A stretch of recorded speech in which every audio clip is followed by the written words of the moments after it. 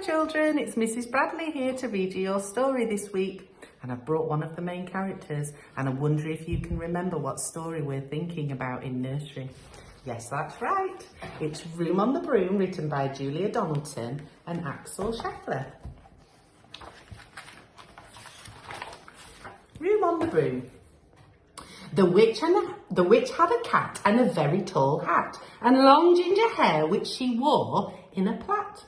How the cat purred and how the witch grinned as they sat on their broomstick and flew through the wind. But how the witch wailed and how the cat spat when the wind blew so wildly it blew off her hat. Down cried the witch and they flew to the ground. They searched for the hat, but no hat could be found. Then out of the bushes on thundering paws there bounded a dog with the hat in his jaws. He dropped it politely, then eagerly said, as the witch pulled the hat firmly down on her head, "I am a dog as keen as can be. Is there room on the broom for a dog like me?" "Yes," cried the witch, and the dog clambered on. The witch tapped the broomstick, and whoosh, they were gone. Over the fields and the forest they flew. The dog wagged his tail and the stormy wind blew. The witch laughed aloud and held on to her hat, but away blew the bow from her long ginger plait. Down cried the witch and they flew to the ground. They searched for the bow, but no bow could be found. Then out from a tree with an ear-splitting shriek, there flapped a green bird with the bow in her beak. She dropped it politely and bent her head low, then said as the witch tied her plait in a bow, "I am a bird as green as can be. Is there room on the broom for a bird like me?" "Yes," cried the witch, so the bird fluttered on. The witch tapped the broomstick and whoosh, they were gone. Over the reeds and the rivers they flew. The bird shrieked with glee and the stormy wind blew. They shot through the sky to the back of beyond. The witch clutched her bow but let go of her wand. Down cried the witch and they flew to the ground. They searched for the wand, but no wand could be found. Then all of a sudden, from out of the pond, leapt a dripping wet frog with a dripping wet wand. He dropped it politely, then said with a croak, as the witch tried the wand on a fold of her cloak, "I am a frog as clean as can be. Is there room on the broom for a frog like me?" "Yes," said the witch, so the frog bounded on. The witch tapped the broomstick, and whoosh, they were gone.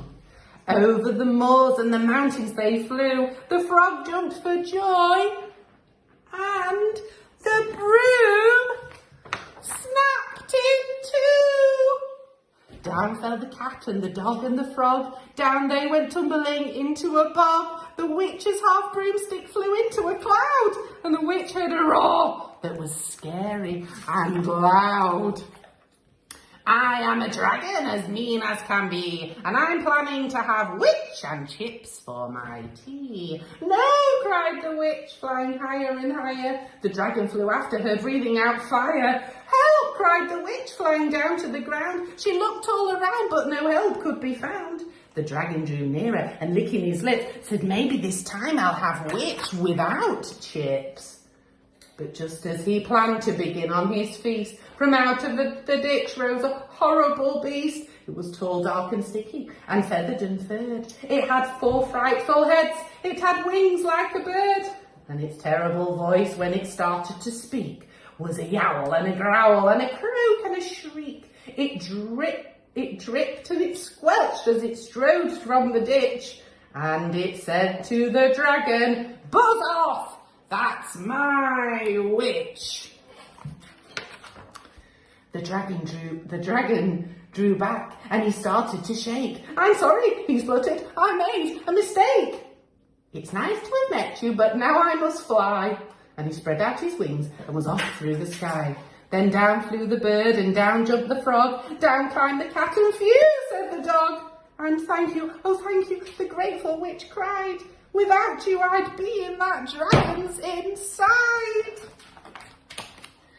Then she filled up her cauldron and said with a grin, "Find something, everyone, throw something in." So the frog found a lily, and the cat found a cone, the bird found a twig, and the dog found a bone. They threw them all in, and the witch stirred them well, and while she was stirring, she muttered a spell. Iggity, ziggity, zaggity, zoom!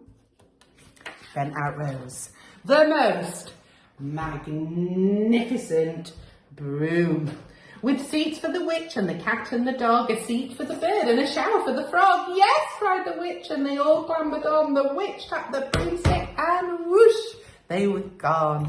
I hope you really enjoyed that story, children.